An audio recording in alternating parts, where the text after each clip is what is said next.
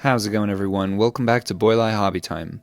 I was looking at this little guy the other day, sitting on his horse, and I was inspired to build a watchtower with legs. I don't necessarily understand the correlation either, but that's what I built this week. I was initially going to use this motorcycle sidecar as the frame for the body, but ended up opting for this display stand from Bondi. I sliced up some basswood strips to the same length as the base, and then I split each of those long ways down the middle so that they would fit the scale a little better. I then roughed them up with a wire brush to add some character, and I glued them to the bottom of that base.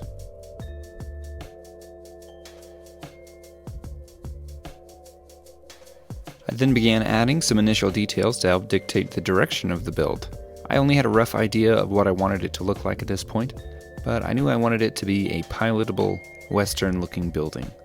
So I made sure to add a driver's chair, left a large flat area on the top that a structure could sit on. I used the same method as seen earlier to create the little platform for the top of the building. Then I drilled some holes and I used some styrene rods to suspend that in the air. To cover up the sides of this Flintstones looking car, I made a panel, cut off the ends at the desired angles, and then I copy and pasted that panel to get a second one. I cut a hole for a door out of one of the panels, and then I glued them both in place.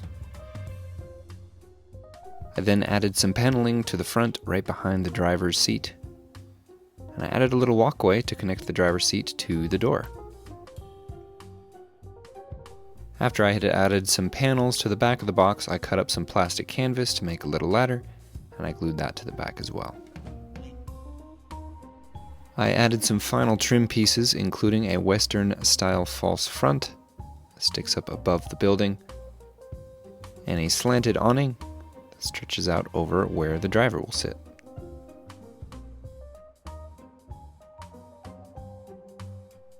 I drilled some holes along the edge of the walkway. I made sure my thumb was underneath, that way when I felt pain I knew it was time to stop drilling. Then I took this brass rod and I bent it and cut it to make a little handrail. I installed one of those along the walkway, and then I made two more to put on the roof.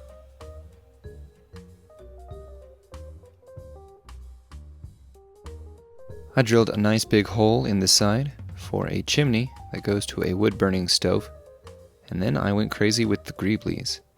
This radio on the side of the building is obviously for communication, but I also like to think that they could use it to scan the immediate area for large monsters. If you remember from earlier, I used an X-Wing model, or part of one, that had a hole in it. This hole fits a sprue very nicely, and that is how I'm going to be mounting it to the legs. I stole this little round piece from a Bondi kit and used it to make the core from which all the legs will extend. The top portion of the legs were made from little popsicle stick pieces with a hole drilled at each end. I used a styrene rod to connect those popsicle sticks together in sets of 3. And then I drilled some holes and ran some brass tubes through that round plastic piece I was just talking about. Once I had ran the brass through and cut it down to length, I attached those pieces of popsicle sticks, one on each side of each brass rod, and that was the upper leg section done. For the lower leg section, I used these forked cocktail spikes. They are a little simple now, but I added some minor details and greebles off camera and made them look a little bit more interesting. Once I had a position that I liked, I locked all of those legs in place with some super glue and was very happy that it stayed upright. I then added the final little details. These are probably my favorite details on the piece. I feel like they add the most character and help sell the story.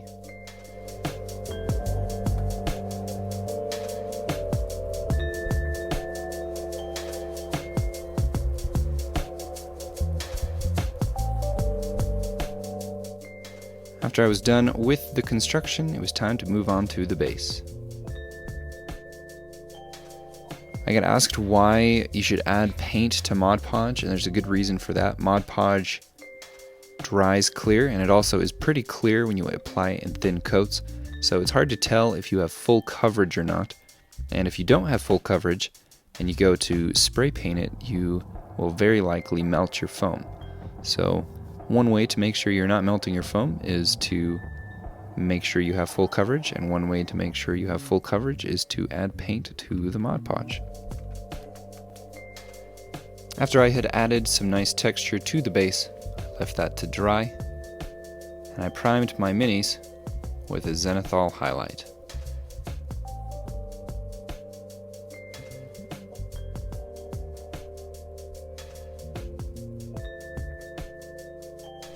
In my last video, I said that the four-legged mechs were called mules. I'm going to refine that name down even further to just be for the wagon mechs. This one is way larger and would probably serve a different purpose. So I will come up with another name for this class of mech and get back to you on that. The last step in painting this thing was to add a cool white dry brush over everything. I was a little nervous to do this. I didn't want to ruin the paint job, but it ended up looking nice and frosty, just like I wanted. As I've been developing this world, I have also been thinking about more individual characters and storylines that could be told. Different factions and motives, and it's fun, and I'm excited to flesh out the idea of how would mechs and monster hunting change the Wild West. So I look forward to fleshing that out as I go. After the base was all dry, I took it outside and I primed it. And I gave the whole thing various tones of brown washes. And I covered it with little tufts of grass. I then stuck it in a box to catch any of the extra snow that fell off the sides. I sprinkled that on over some scenic glue. And then I mixed that same snow up with some Mod Podge to make a little snow paste.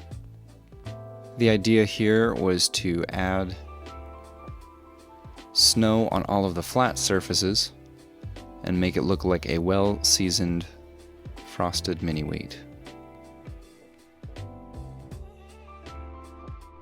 To finish off the icy look, I wanted to add some icicles. So I put down little blobs of UV resin. I dragged those across some wax paper with a toothpick, and I cured them with a UV flashlight. I peeled them off the paper, I cut off the big round section at the top, and I stuck them anywhere that looked like it could use an icicle.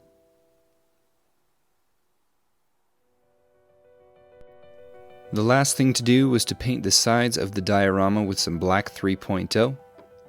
Then I glued down the mech, glued down the horse and the rider, and I called it good.